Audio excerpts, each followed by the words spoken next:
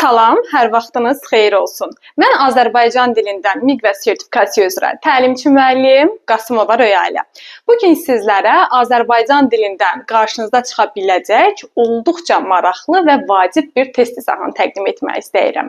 Gəlin çox vaxt itirmədən keçək test tapşırığımızın izahına. Test tapşırığımızın şərti belədir. Nümunəyə aid uyğun gələn fikirləri seçin. Nümunəmiz belədir. Ah, əfsus ki, keçdi o gözəl dövranım. Mirzə Ələkbər Sabir. Qeyd edim ki, nümunəmizə aid cədvəldə 5 mühüm xüsusiyyət verilmişdir. Biz ilk növbədə cədvəldəki xüsusiyyətlərin doğru və yanlış olmağını müəyyənləşdirməliyik. Keçək ilkin, yəni birinci xüsusiyyətimizə. Deyir ki, eyni köməkçi nitq hissəsinə aid sözlər işlənilib. Qeyd edim ki, İlk növbədə gəlin cümləmizdə köməkçi nitq hissələrini müəyyənləşdirək. Mən nümunəmizə baxan zaman görürəm ki, nümunəmizdə 2 köməkçi nitq hissəsi vardır. Bunlardan biri ah nidası, gəlin buraya qeyd edək. Və əfsus ki, təəssüf bildirən modal sözümüz. Bu da olacaq modal söz.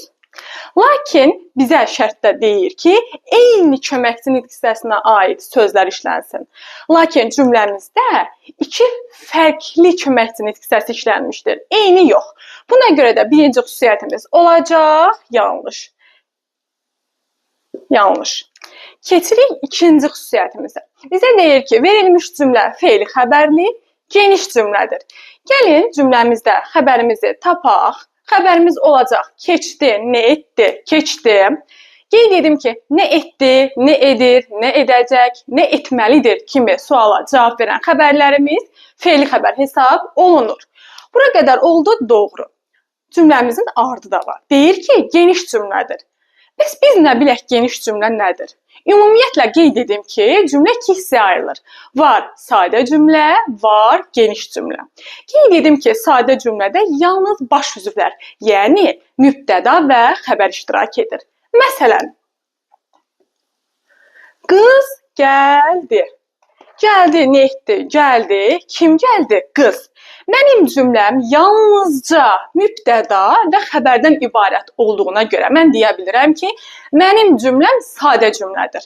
Bəs geniş cümlə nədir? Bir cümlədə baş üzvlərlə yanaşı, eyni zamanda ikinci dərəcəli üzvlər də iştirak edirsə, artıq bu cümlə geniş cümlə hesab olunacaq. Məsələn, gözəl qız gəldi. Gəldi, nə etdi? Gəldi. Kim gəldi? Qız. Hansı qız? Gözəl qız. Baxın, ikinci dərəcəli üzvlərdən biri olan təyin cümləmizi genişləndirmişdir. Buna görə də birinci cümlə sadə cümlə, ikinci cümlə isə geniş cümlə hesab olunur. Bəli, fikrimiz olacaq doğru. Doğru fikir. Keçirik üçüncü xüsusiyyətimizə. Bizə deyir ki, mübtəda ismi birləşmə ilə ifadə olunub. Gəlin cümləmizi təhlil edək. Baxın, keçdi, nə etdi, keçdi. Nə keçdi? Dövranım. Hansı dövranım? Gözəl dövranım. Hansı gözəl? O gözəl. Gəlin indi mübtədamıza nəzər salaq. Bizə deyir ki, mübtəda ismi birləşmə ilə ifadə olunub. Lakin yanlış qeyd edir. Çünki mənim mübtədam ismi birləşmə ilə yox, dövran sadə isimlə ifadə olunmuşdur. Keçirik dördüncü mühüm xüsusiyyətə. Altından xətt çəkilmiş söz amonim deyil. Qeyd edim ki, altından xətt çəkilmiş sözümüz ahdır. Gəlin baxaq görək, ah amonimdir ya yox. Qeyd edim ki, ah sözü amonim söz hesab olunur. Bəs amonimdirsə, məna tayları nədən ibarətdir? Ah, ki məna tayı var. Ah, nida ola bilir, köməkçi nitq hissəsi kimi, köməkçi nitq hissəsi. Və bir də ah isim ola bilir. Məsələn, insanın ahı. Və bu zamanda ah nə sualına cavab verəcək. Bizə deyirdi ki, altından xətt çəkilmiş söz amonim deyil, lakin yanlışdır, amonimdir. Və keçirik sonuncu 5-ci xüsusiyyətimizə. Bizə deyir ki, nidanın iştirakı olmadan formalaşan nida cümləsidir. Dedim ki, cümlənin məqsəd və intonasiyaya görə 4 növü vardır. Bunlara nəqli cümlə, əmr cümləsi, sual cümləsi və nida cümləsi daxildir. Biz cümlənin verilən məqsəd və intonasiyaya görə cümlənin hansı növünə aid olduğunu necə müəyyənləşdirə bilərik? Əlbəttə ki, cümlənin sonundakı durğu işarəsinə görə. Mən cümləmə baxanda görürəm ki, cümləmin sonunda nida işlənib. Deməli, mənim cümləm nida cümləsidir. Bu doğru. Lakin mənə deyir ki, nidanın iştirakı olmadan formalaşan nida cümləsi olsun. Yəni, mənim bu nida cümləmdə qətiyyən heç bir halda nida işlənməsin. Lakin mən cümləmə baxanda görürəm ki, cümləm nidası ilə başlayıb.